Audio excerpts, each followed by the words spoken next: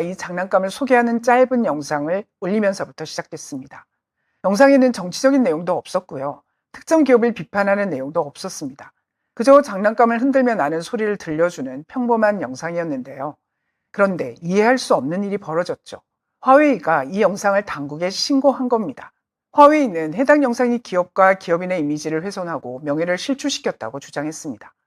결국 영상은 플랫폼에서 삭제됐습니다. 영상을 올린 블로거는 도대체 장난감 하나가 누구의 권리를 침해했다는 것이냐, 이제는 장난감조차 마음대로 가지고 놀 수 없는 것이냐 라고 하면서 이해하기 어렵다는 반응을 보였습니다. 그렇다면 화웨이는 왜 이 장난감 영상에 이렇게 민감하게 반응한 걸까요? 배경은 2023년 화웨이가 전기 SUV 원제 M9을 공개하던 행사로 거슬러 올라갑니다. 원제 M9 명칭이 좀 생소한데요. 알기 쉽게 설명드리면요. 현대자동차 제네시스 GV80처럼 원제는 브랜드이고요. M9은 모델명입니다. 당시 화웨이 소비자사업부 책임자 위청둥은 신차 발표회에서 이런 발언을 했습니다. 원제 M9은 1천만 위안 이하 최고의 SUV입니다. 1천만 위안은 우리 돈으로 약 21억 6천만 원인데요. 당시 이 발언은 모든 SUV를 통틀어 최고라는 의미의 과감한 홍보 문구로 받아들여졌습니다. 그리고 위청둥의 발언이 끝나자 객석에서는 와라는 감탄이 터져 나왔습니다. 그런데 이후 네티즌들은 한 가지 공통점을 발견했습니다. 주주랴오를 돌릴 때 나는 와와 소리가 당시 발표회에서 나온 감탄사와 매우 비슷하다는 건데요. 이를 계기로 일부 네티즌들은 위청둥의 말투를 따라하며 1천만 위안 이하 최고의 장난감이라는 자막을 붙인 패러디 영상을 만들기 시작했습니다.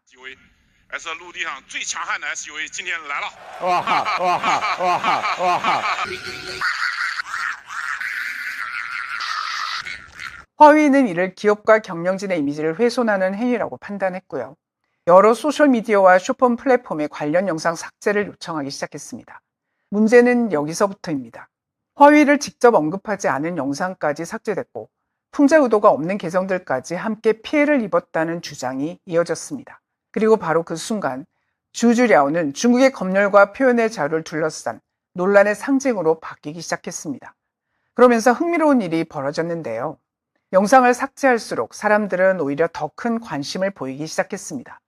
도대체 어떤 영상이길래 이렇게까지 삭제하는 걸까? 궁금증이 커지면서 주주랴오는 순식간에 중국 인터넷에서 뜨거운 화제가 됐고요. 평소에는 거의 찾는 사람이 없던 이 전통 장난감은 갑자기 품절 사태를 빚기 시작했습니다. 전자상거래 플랫폼에서는 주간 판매량이 6배 이상 증가했고 일부 판매업체들은 수백만 개를 판매했다는 이야기도 돌았습니다.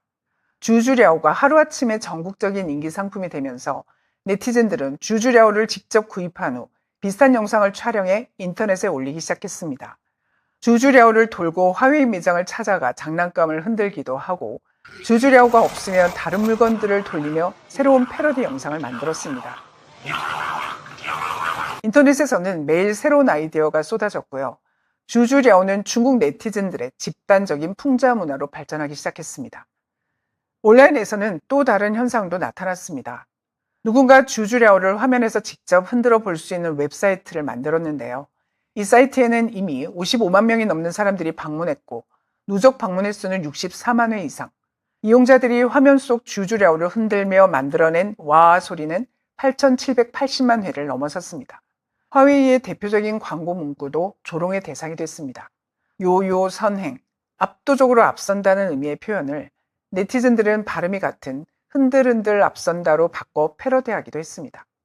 사회학과 미디어 분야에선 이런 현상을 스트라이샌드 효과라고 부릅니다. 숨기려 할수록 더 유명해지는 현상인데요. 평범한 전통 장난감이 화웨이가 삭제를 요청한 순간 오히려 전 국민이 주주랴오에 관심을 갖게 됐고 판매량까지 폭발적으로 늘어났습니다. 결국 화웨이가 막으려 했던 일이 오히려 더 크게 확산된 건데요. 그렇다면 여기서 한 가지 의문이 남습니다. 왜 여러 플랫폼에서 관련 영상이 거의 동시에 사라진 걸까요? 이 사건은 곧바로 화웨이의 영향력에 대한 의문으로 이어졌습니다. 민간 기업인 화웨이가 어떻게 여러 플랫폼에 동시에 영향력을 행사할 수 있었을까? 화웨이는 정말 일반적인 민간 기업이라고 볼 수 있을까? 이 의문을 풀기 위해서는 화웨이와 중국 당국과의 관계를 살펴볼 필요가 있습니다. 화웨이는 창업자 런정페이가 지분을 보유한 민간 기업으로 알려져 있습니다. 하지만 국제사회에서는 화웨이가 중국 당국과 얼마나 밀접한 관계를 맺고 있는지, 또 독립적인 민간 기업으로 볼 수 있는지를 둘러싼 논쟁이 계속돼 왔는데요. 화웨이를 둘러싼 의문이 제기되는 배경에는 창업자 런정페이의 이력이 있습니다. 런정페이는 젊은 시절 중국 인민해방군 공병부대에서 복무했습니다. 또 화웨이는 설립 초기부터 중국의 국영통신망 구축 사업에 참여하며 빠르게 성장했습니다. 이 때문에 국제사회에서는 화웨이가 중국 정부와 긴밀한 관계 속에서 성장한 기업이라는 평가와 의혹이 꾸준히 제기돼 왔습니다. 이러한 의혹이 제기되는 이유는 또 있습니다. 여러 공개 자료에 따르면 화웨이는 중국 공산당의 인터넷 검열 시스템으로 알려진 중국판 인터넷 방화벽 황금 방패 프로젝트 구축 사업에 주요 장비를 공급했던 기업 가운데 하나입니다. 라우터와 스위치, 접속 서버는 물론 네트워크 구축 솔루션까지 제공했고요. 이후에도 화웨이는 중국의 대규모 감시 인프라 구축 사업에 참여했는데요. 대표적으로 안면인식 기술을 활용한 전국 감시망, 천망 공정과 인공지능과 도시 데이터를 결합한 스마트 치안 사업,